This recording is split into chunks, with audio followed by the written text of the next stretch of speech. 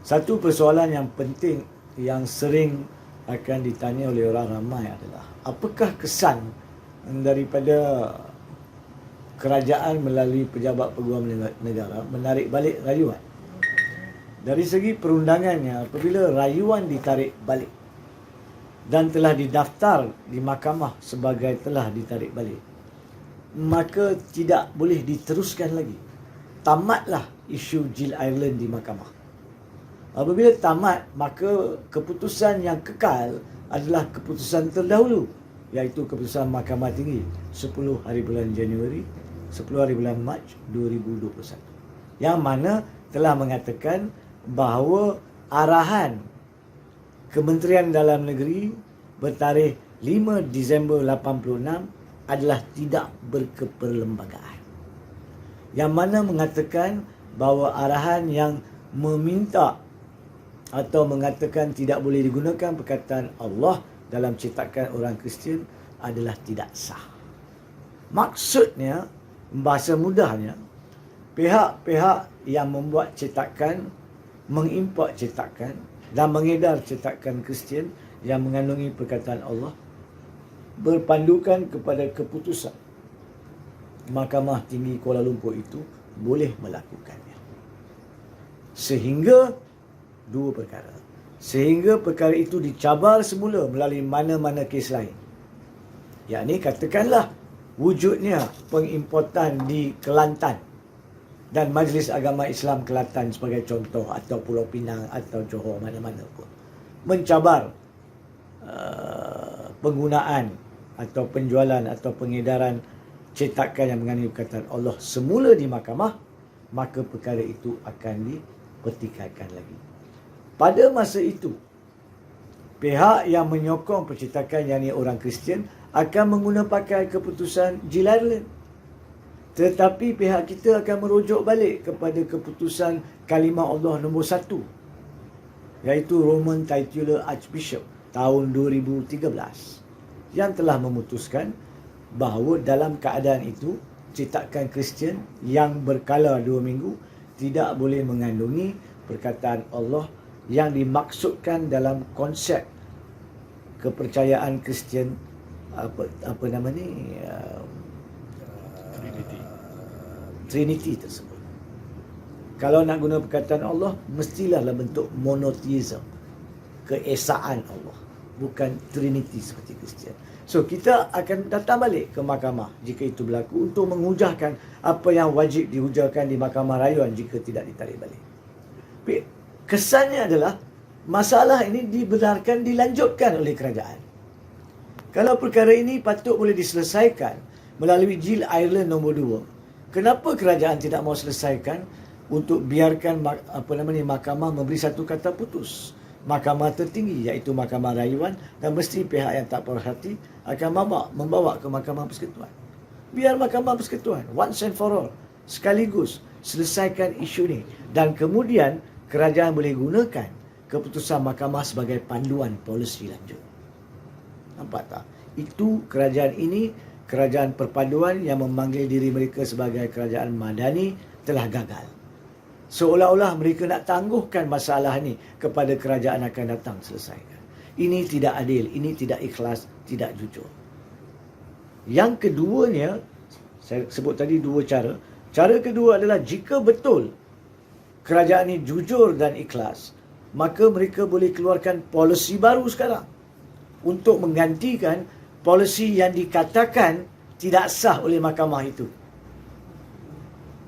Jadi kerajaan sekarang ni, jemaah menteri sekarang di bawah arahan Anwar Ibrahim sebagai Perdana Menteri, boleh menubuhkan satu jawatan kuasa baru yang merangkumi sesiapa yang mereka percaya perlu ada.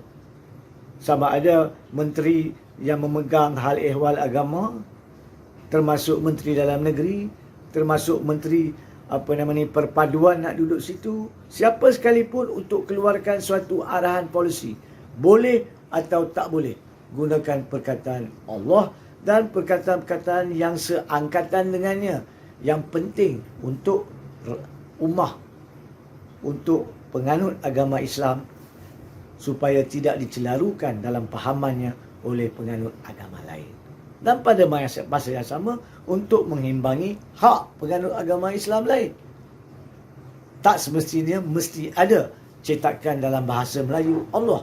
Boleh dikatakan penggunaan dalam bahasa Melayu guna perkataan Tuhan, bukan Allah. Ada cara dia, tapi cara yang terbaik cuma akan berlaku, akan termaktub jika kerajaan ikhlas. So, saya nak tanya kerajaan, adakah arahan untuk menarik balik rayuan adalah untuk menumbuhkan jawatan kuasa membuat polisi terbaru? Kalau ya, baik, kita berlaku adil, kita tunggu pengumuman polisi. Tapi jika tidak ada, dan jika polisi itu adalah untuk membenarkan penggunaan kalimah Allah dan kalimah-kalimah lain yang mempunyai maksud tertentu di bawah tauhid Islam sebagai tercelaru atau berbeza mengikut kepada kepercayaan agama lain, maka itu adalah salah. Dan Menteri Agama serta Perdana Menteri wajib menjawab perkara ini.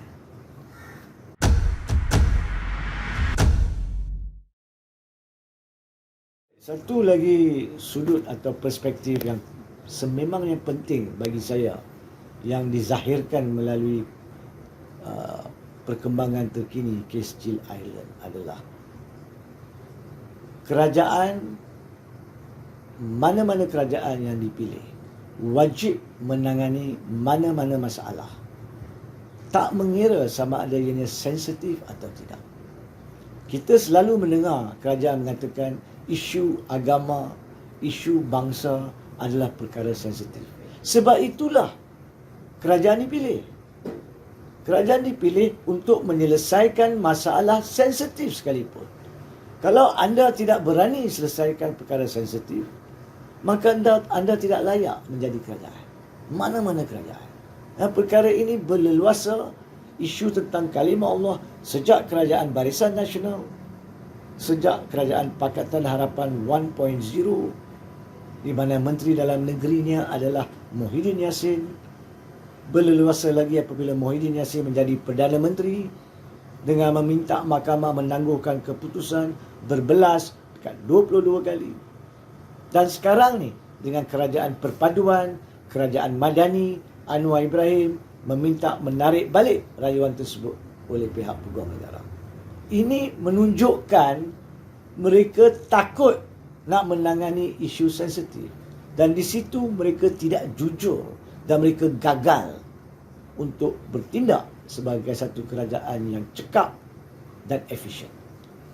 Jadi saya syorkan rakyat tidak boleh membenarkan mana-mana kerajaan menggunakan alasan sensitif untuk tidak menyelesaikan satu-satu masalah. Masalah tidak boleh ditangguhkan ke masa hadapan. Mana-mana kerajaan akan datang perlu menangani masalah itu juga. Tak bertanggungjawab. Tindakan seperti itu adalah tindakan tidak bertanggungjawab oleh mana-mana kerajaan.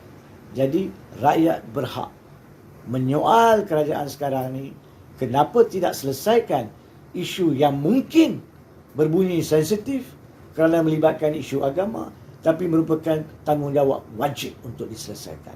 Bukan untuk ditangguhkan kepada kerajaan akan datang dengan menarik balik rayuan. Sebab dengan menarik balik rayuan, pertikaian ini tidak diselesaikan. Kalau di masa akan datang, mana-mana cetakan dirampas oleh mana-mana pihak berkuasa dan majlis agama tidak setuju dengan percetakan tersebut, maka perkara itu akan kembali ke medan mahkamah. Masalah tak selesai. So, ini sepatutnya peluang yang ada untuk selesaikan yang kerajaan ini telah gagal dengan penuh ikhlas dan jujur. Saya mengatakan sebagai seorang pengamal undang-undang rakyat Malaysia, kerajaan ini telah gagal dengan mengarahkan peguam negara menarik balik rayuan tersebut. Sekian.